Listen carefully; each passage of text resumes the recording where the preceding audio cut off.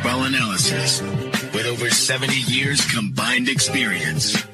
This is the Bob Ryan and Jeff Goodman podcast. NBA, some college, a little bit of everything. You know, what can I say? But it wasn't going to happen here. Time for the Bob Ryan, Gary Tangway podcast right here on CLNS, brought to you by Prize Picks, the exclusive daily fantasy partner of CLNS Media Network. Pick more, pick less with Prize Picks. Bob, we've had a parade. This team has ingratiated themselves to the community, from Joe Mazzulla popping in and out all over the place with the trophy, to Al Horford serving people at restaurants, to, again, Joe getting out of the duck boat and walking along, I think President Clinton style, right? Shaking hands with everybody with the trophy.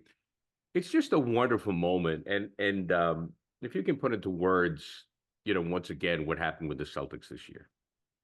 This whole post-championship story, actually, you have to start with the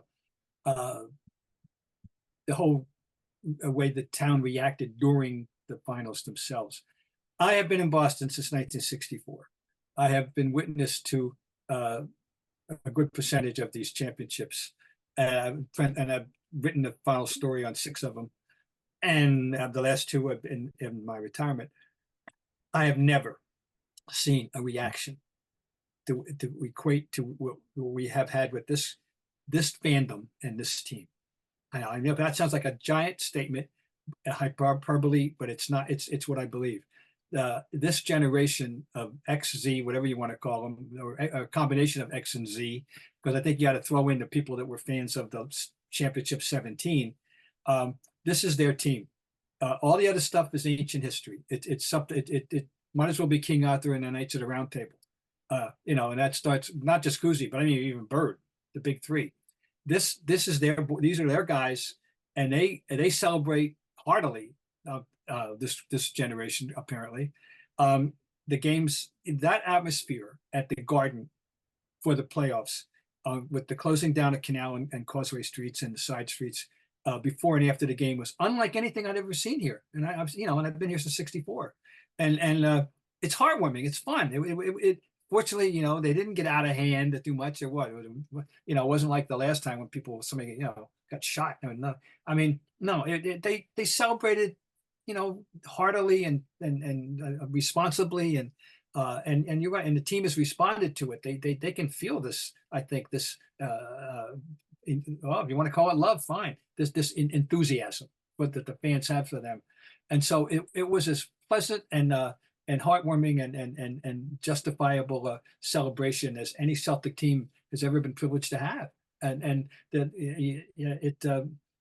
Everybody, there's so many people come off with high marks, so this is the way it ought to be, and we actually put on a good show for America. About how to properly celebrate a championship.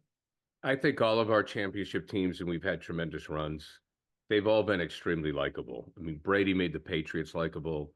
Everyone felt for Pierce, certainly, and then Ray and Garnett. Larry Legend and so forth. But, even Larry's one of the greatest players of all time, but you will agree. I mean, Larry isn't exactly a people person, per se. He's a very private guy. I'm not saying anything bad. No, you're. But he's a private guy, and he likes his own space, and that's fine. The 0-1 Patriots were just so likable because nobody thought they had a chance. Right. Out of nowhere, and they embraced it. This team, and the Red Sox 2 and 04, just a lovable bunch of idiots. They embraced it too. This team loves the city as much as the city loves it. Well, yeah, I think so, and that's it. Just works. It just works, and they're all nice guys. And I know that. They're nice guys. They're all in the day of celebrity, and I'm putting professional athletes, Bob, in that category because they are. Yeah. In the day of celebrity, with all of the social media, with all of the attention, with all of the lack of privacy that these people have, sometimes it's very hard to deal with. And people can say, well, they make millions of dollars. I get that. this team has really dealt with it and embraced it. Jason Tatum is, I am who I am. Jaylen Brown certainly is, I am who I am. They're all nice guys, from the coach to the GM. I mean, Brad Stevens, if Brad Stevens was your neighbor, you'd have a beer with him at the fence post. And there's no speaking of Brown and Tatum now, there's no comparable example in NBA in Celtic history of a pair of guys with that kind of pressure, with all the dialogue at that place. Larry won a championship in year 2. Right. Okay. With Kevin won in year 1.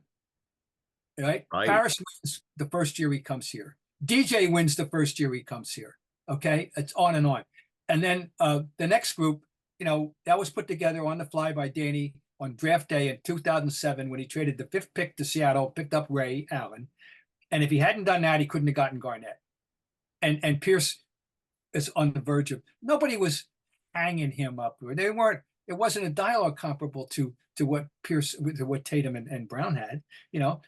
When he came here, he was the guy here was Antoine Walker, who was the most polarizing player in my opinion. And people loved him or hated him, and Right. Celtic history. Polarizing, great player, excellent, great talent.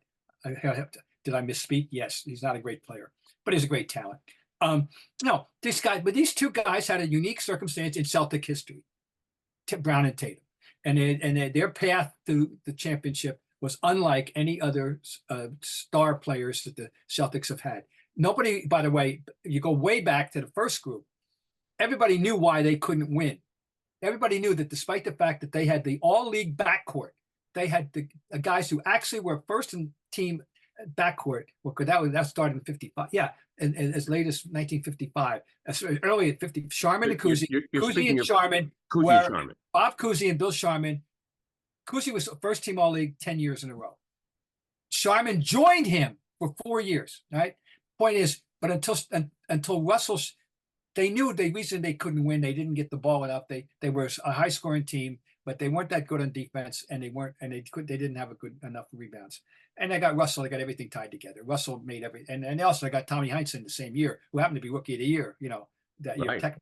Okay. So that group was put together, that nobody was getting on Cousy for not having a ring, or Sharman. They knew why they would. Okay. But there's never been anything like what these guys had to listen and read if they chose to, and become aware of how people were framing them.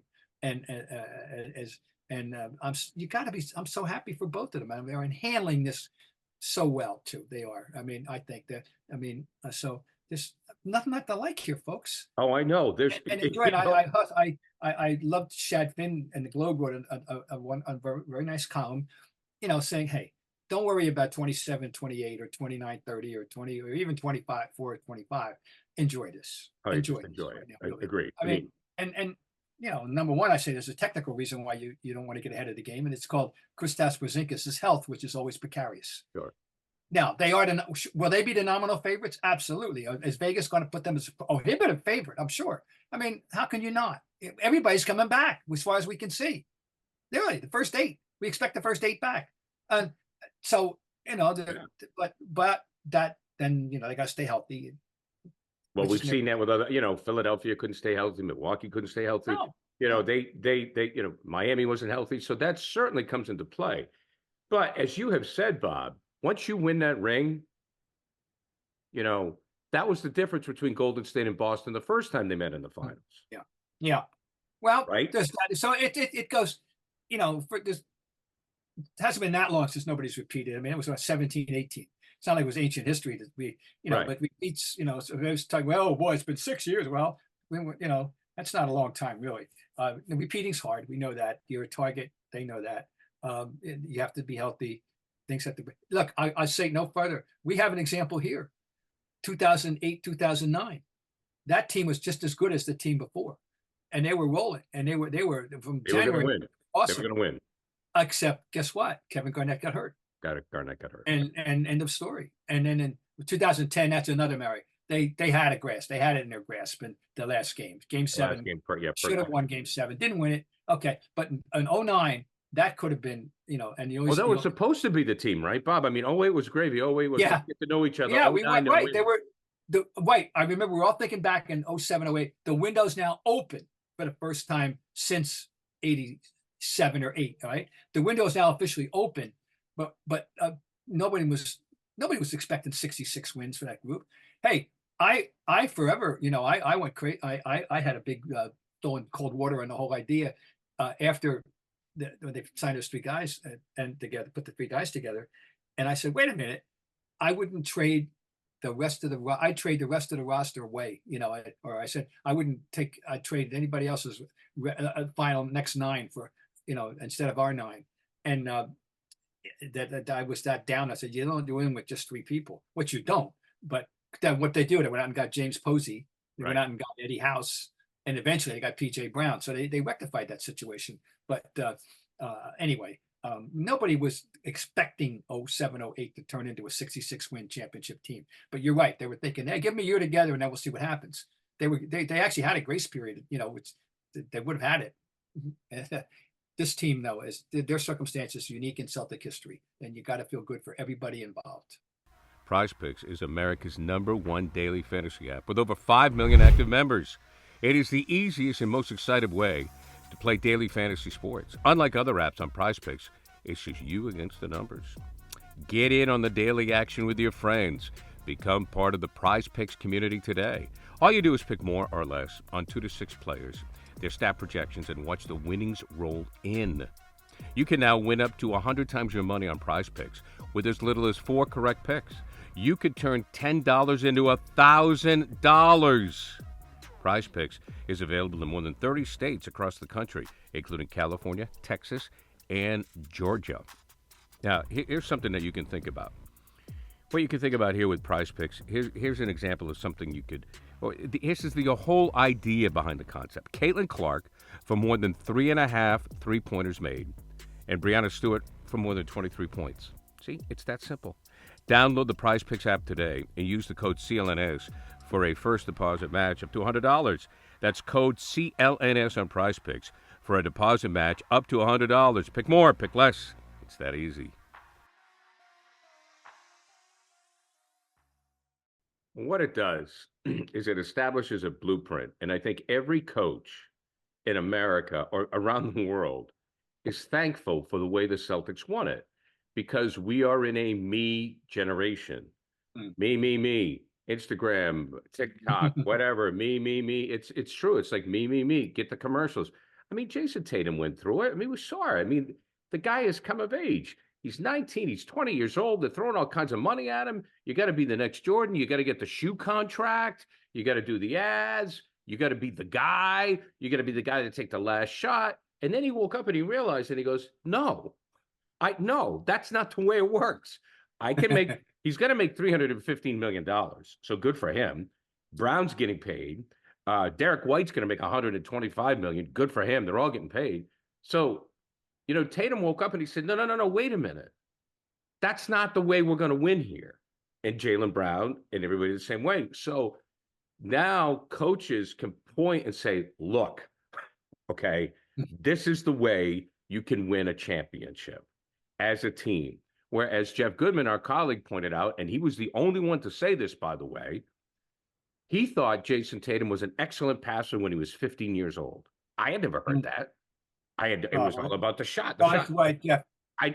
Because Goodman knows everybody, He knows everybody. He knows everybody. But he said that. He goes, I thought he was an excellent passer. We saw it. It took 7 years to see it.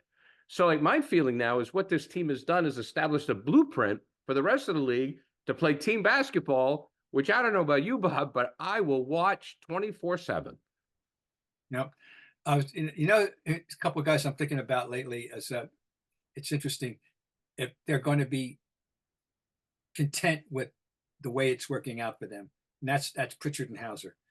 They are important key aspects of this, and that they know they're not going to start. Right. Are they okay with who they are at this point in their career? Do they think I want to go get paid somewhere?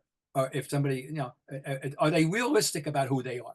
They appear to be, realistic about who they are and what they aren't, and why they are in an ideal place for them, which they are, because they're not asked to carry a burden, but they're asked to help out every once in a while, doing what they do, which they're putting us earth to make threes, both of them.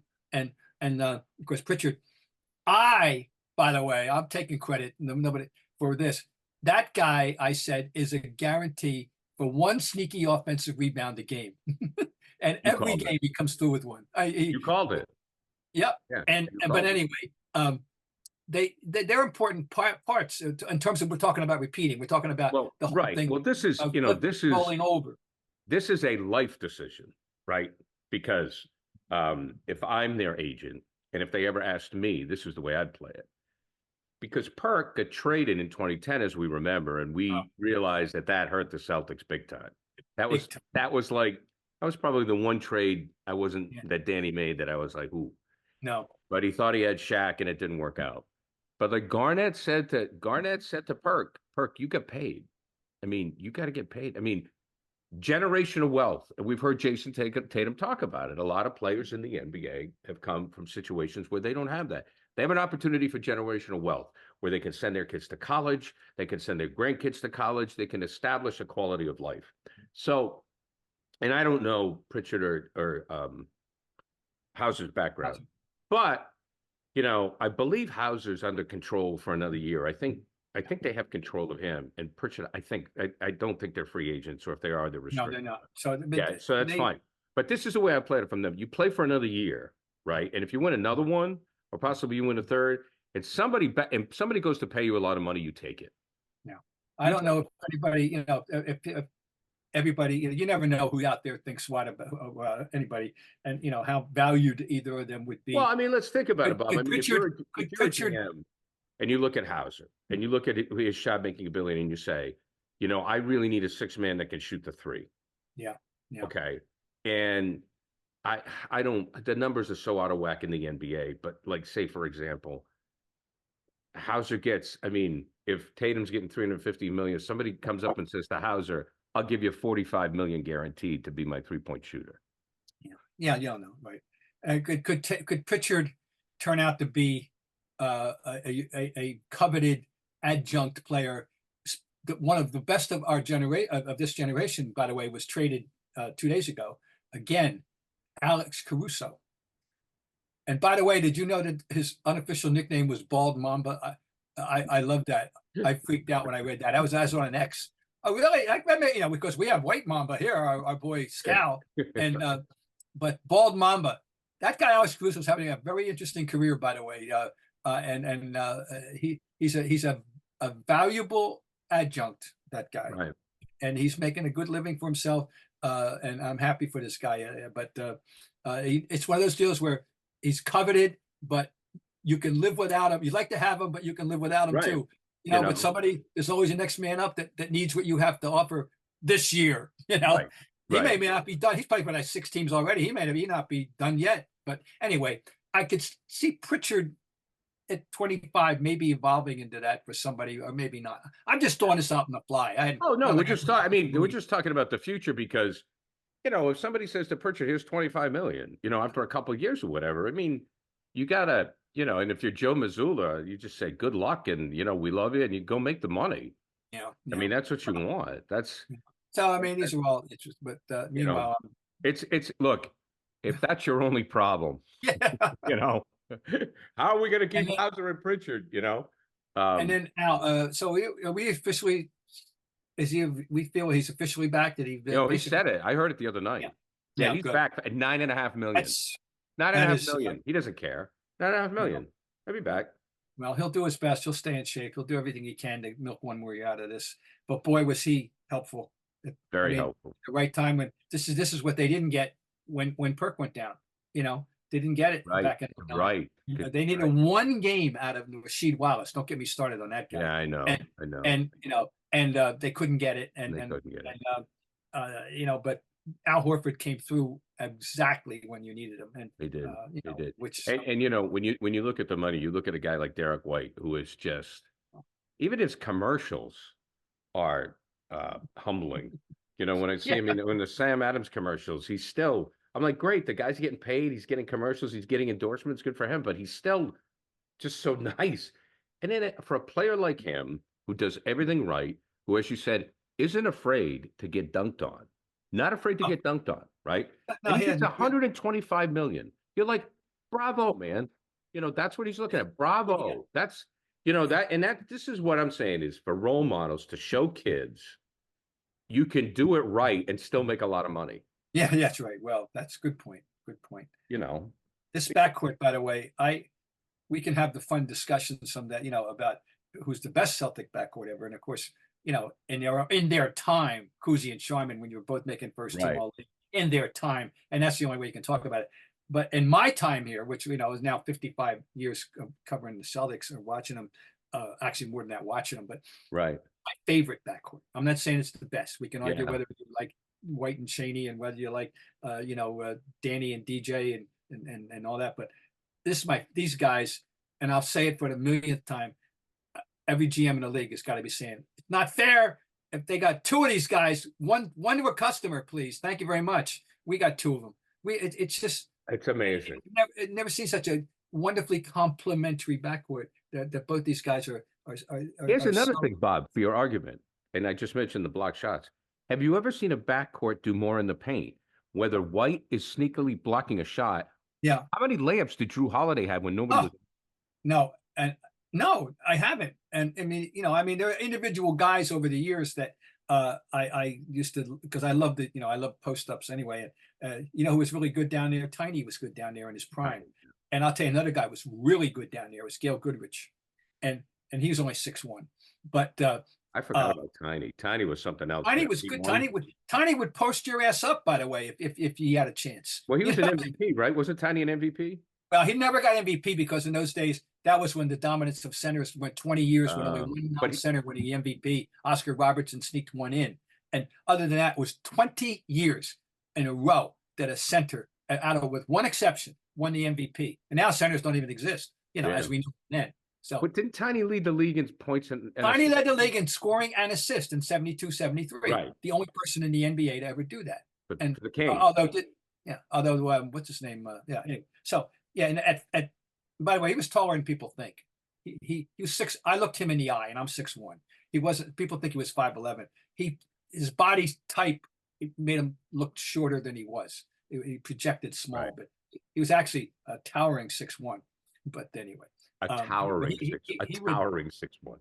But you're right about those guys. They did good work inside. Here's my one thing on the backcourt. I will throw this into the discussion. My favorite backcourt player, not duo. And I have to preface this, one of my thrills was meeting and getting to know JoJo White, was the 08 version of Rajon Rondo. Okay, oh boy. Those triple doubles, those early. I'm afraid, it's what he did early. How amazing he was is going to be not fully appreciated historically. It's not, and it should be. Oh my God, Oh, he was something. It's a very good point.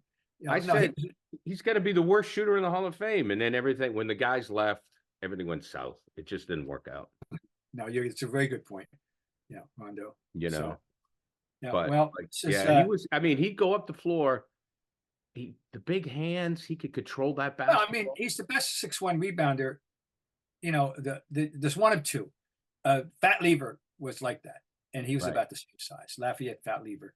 But Rondo routinely triple doubling at that size in the league. It's we know what Westbrook did, but he was 6'4". He's 6'4". Not Westbrook was a better scorer. I mean, I'm just saying, but he Jones had triple doubles guards, right? And but Tiny, Rondo is 6'1". I'm sorry, and doing, of course, very long arms and all that, and it's fine. Oh, it was extraordinary. He was. That was all right, Bob. I wouldn't mind going back and you go back. I wouldn't mind going back and watching that team play again. If we had a few games again now. Absolutely. Game Time makes getting NBA Finals tickets even faster and easier. Prices on the Game Time app actually go down the closer it gets to the tip-off. Like right now, I was looking on the app, and it's really easy to use. Just download the app. Lots of pictures for us sports fans. Lots of pictures. And, the tickets for Celtics Game 1 and whoever they play, between $600-700. But the closer you get to actual tip time, it's going to go down. So you and your friends may do a last minute thing. And I know it's a lot of money, but maybe it's 2, 3 of your friends, last minute trip, boom, let's go. Let's see what the tickets are on Game Time. You never know. With killer last minute deals, all in prices, views from your seat, and their lowest price guarantee, Game Time takes the guesswork out of buying NBA tickets. Last minute tickets, flash deals, zone deals. Okay, here's the deal. Last minute deals save up to 60% off buying last minute for sports, concerts, comedy, theater, etc. Now, the flash dealers save even more with exclusive in-app deals on select seats ahead of the game or the event. Save even more when you choose a section for the zone deals. You choose a section, let Game Time choose the seats. Sounds pretty good to me. Take the guesswork out of buying NBA Finals tickets with Game Time. Download the Game Time app, create an account, use code CLNS for $20 off your first purchase. Terms apply. Again, create an account and redeem code CLNS for $20 off your first purchase. Download Game Time today. Last minute tickets, lowest price guaranteed. Let's go. Nick, our fearless leader and owner of CLNS Media, Nick Gelso. Follow him at CLNS_Nick on X. Need to say X. He has this. There are 3 starting fives of all time for the Celtics. Which is the best one? Team 1, Drew Holiday, Jaylen Brown, Jason Tatum, Dave Cowens, Bill Russell. Team 2, Rondo, White, Pierce, KG, McHale. Team 3, DJ, Ray Allen, Bird, Heinz, and Walton. My response was the same as yours. What? No Havlicek? No Havlicek? No Booze? And no Sam Jones. And this, which means you're disqualified. You're out of the discussion. Whoever you are, whoever this person is that posted this X, you're not qualified to sit to take part in this discussion. You're just not. And I mean, how can you? I mean, Havlicek, it's just beyond comprehension that anybody that purports to be a knowledgeable Celtic historian would not mention, a member of the Mount Rushmore. Right. I should say this was a retweet by Nick. You're right, a retweet by Nick. Yeah, I mean, you got to look, Hondo's got to be on there, period. I mean, you could pull off, maybe Sam has to be in there. And Sam has to be in there. Maybe you pull off DJ, maybe you pull off, I don't know, maybe you pull off Ray. It's a tough one, but they got to be in there. I agree. But of the three, I picked team 3. I'd say take off DJ, put on Hondo, and you can put on Sam if you want. But Bird, Heinz, and Walton. Think about this. That's the team I said that wins in a walk. Bird and Walton were unlike no one's ever seen that, and never ever will see anything like that pairing again. And we're going to assume we're going to be a healthy Walton. Right. Of course. Give me a healthy Walton, and with Bird and I'm taking that team right there. That team. So I mean, look. It's a very fun discussion. Okay, that's fine, but. You're not qualified to run it if you don't have John Havlicek and Sam Jones. I know. I mean, you're not qualified. Please, you have to farm out the responsibility to somebody who knows what the hell they're talking about. Well, that just goes to show the history of the Celtics continues. Oh yeah. I mean, really. I mean, it's so you're talking about. He's got 4 guys on this team. He has 4 names from this year's team with the greats. Yeah, so, you can't. It's got White in there, and you can't. No, you can't. I mean, we love the guy. We're talking about him. We're praising him, but in this particular discussion, he's not worthy yet. And maybe and now you got a Sam Jones left off. Holiday's been here for a year, so yeah. I mean, but when you have a Derek White over a Sam Jones, you're really embarrassing yourself in public. I'm sorry. I mean, it's hard. I mean, it's hard to.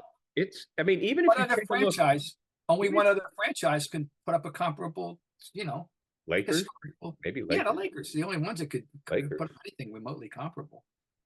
I mean, even if you looked at the centers, and you went Russell, Cowens.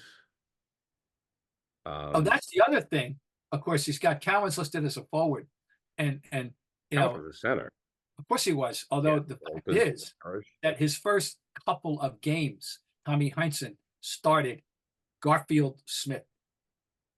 And I bought into Garfield Smith at that time, too, thinking he was going to be a decent NBA player.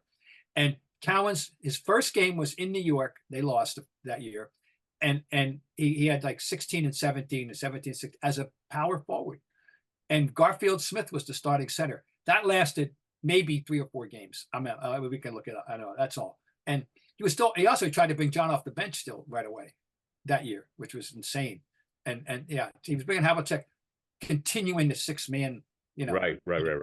Well, of course, that didn't last long either. And I believe John went up leading the league in minutes played, which he did for more than 1 year. Right. Probably the first time. So anyway, yeah, Cowan's, his career as power forward lasted about 3 games when Garfield Smith played his way out of it. But Garfield Smith did last long enough to set a record that will never be broken. And what would that record be, Bob? He had an air ball hat trick from the free throw line in Phoenix. You can only tie it, but you cannot break it. How about that, folks? I think he was 6 for 30 lifetime for that first year and something like that. But he had an air ball hat trick in Phoenix. That's something you unfortunately we're never going to have the privilege of seeing it. Wait a minute. So at one attempt at the foul line. Yeah, you had 3. Yeah, you had 3 for 2 in those days. Violation? You had 3 for 2. Right. In those days, I can still hear the zinc. 3 for 2 and 43 for 2. Anyway, that was 3 chances to make 2 shots in those days. That was the foul rule at that time. After the bonus. Okay. I forgot all about that. Yeah. Yeah. So that's before they did one. They didn't do 1-on-1 then, and that was strictly in college. So the Zink would say after the first one would be made, the Zink. By the way, Zink is Dave Zinkoff, people, the most famous PA announcer, one of the 2 most famous PA announcers in NBA history. And the guy would make the first one. He would go, another, and he would shoot the second one. So anyway, but hey, Garfield Smith, yes, had an air ball hat trick from the free throw line. That will never be. That can't be broken. And only Bob Ryan can bring you that sort of information. Now, another announcement, a major announcement here is we have finalized that Bob Ryan and Dan Shaughnessy will be doing a podcast together with yours truly. It's going to be in July, putting the word out. We're going to make it a 2-parter because I think there's so much there. It is a career retrospective of both of them. And I cannot tell you how excited I am to have this conversation. And I think the people that follow us, I think the masses will absolutely love it. I cannot wait to do it. Well, we have to say one more thing, and that is the NBA draft is upon us, and never in my entire time following NBA have I been less knowledgeable or less interested in the draft. Something I used to love in my day, in my prime. I had to do the mock draft thing, and it was a lot of work, but I enjoyed it. But the draft has just been so, because of the pool. Well, that's the problem, Bob, is I don't think we believe in it. Well, it's just that you don't know who these people are. You don't know who they are, but I also don't like. It's kind of like, well, in 3 years from now, I'll find out who the good player is. Then you can tell me where he was drafted. Well, that's true in all drafts, don't you think? Well, I don't know. I mean, before, but like when LeBron was coming out, we knew that kid right away. Oh, well, that was going to have an impact. Well, I mean, last year we had. You don't expect anybody to have an impact. Larry was 23 when he was drafted. I get that. The age thing is a big issue. You know. No, it's but you don't expect these kids to help your team. You don't expect them to have an impact. As a matter of fact, you think you just think that most of them are going to flame out. Well, and then there's the who are they thing, and the first 2 picks could be a couple of Frenchmen who aren't Victor Wembanyama, that not even remotely it's in the discussion. Now there is a local interest, if we will. Donovan Clingan, there are people, he's going to go fairly high apparently, the UConn center. And the one that intrigues me is, will anybody even take the 2-time reigning college player of the year, Zach Edey, all 7-4 of them. And there's no guarantee he's even going to be taken. We keep hearing he's not going to go. And 60 picks, which distresses me, as a defender of the faith of centers and pivot men, but that's going to be interesting to see. Now, of course, the Celtics are picking 30, and whoever he is, don't, enjoy your training camp. Yeah. Get some autographs, get some pictures. Yeah, I mean, that we just don't need any, at 30. We're all set. All right. All right, Bob. On a closing note, I do have one final thought. What, Joe Mazzulla is obviously, he's a New England guy. He grew up here. He's very familiar with what Bill Belichick has done over the years as far as getting the players to forget about last year and look forward. Like, remember, I think after the first Super Bowl, they showed up with jerseys and the standings on the back was 0-0. Oh, okay. I remember that one. Every day, their practice jerseys, it was like the standing. Yeah. New England, Jets, Buffalo, 0-0, right? So that was like, it's over. Everybody, what do you think Mazzulla does? Well, it's interesting because we learned that he isn't above gimmicks, that he splices things into tapes for them that are out of sports that to make points about life, about things, So let's see. Something we'll find. I'm interested to see. There'll be something. I mean, you can't. They've been on it. You can't do what Doc Rivers did because they've been on the duck boat. So forget that one. That ain't going to work. We'll see.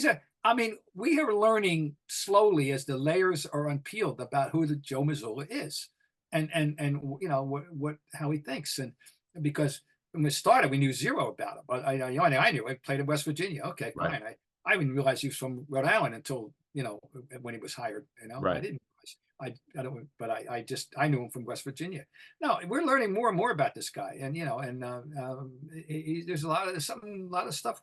Lots of good things going on up in that head. So, so yeah, we'll see. That's a good point. But I'm sure he'll figure something. I think he's going to come up with something. It's going to be fascinating. It's going to be interesting to see. Bob Ryan, my friend, always a pleasure. Again, coming up in July, a two-parter.